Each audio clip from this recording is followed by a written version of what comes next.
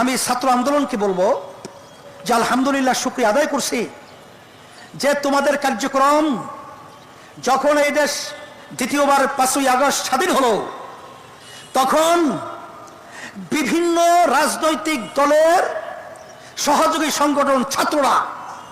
বিভিন্ন পর্যায়ে আমরা দেখেছি, তখন তাদের নিজের স্বার্থের জন্য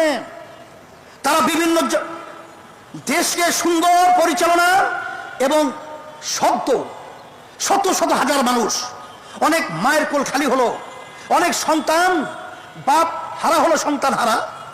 মা যখন বলতেছিল কয়েকদিন পর্যন্ত আমার সন্তান আমাকে মা বলে ডাকছে না, সেই কথা ভুলে গিয়ে ওই স্বার্থান্বেষী মহল এই বাংলাদেশের বিভিন্ন পয়েন্টে চাঁদাবাজি, সন্ত্রাসী, জায়গা দখল, বিভিন্ন পর্যায়ে অশান্তি করে তুলে বাংলাদেশকে অস্থিতিশীল করার চেষ্টা করেছে।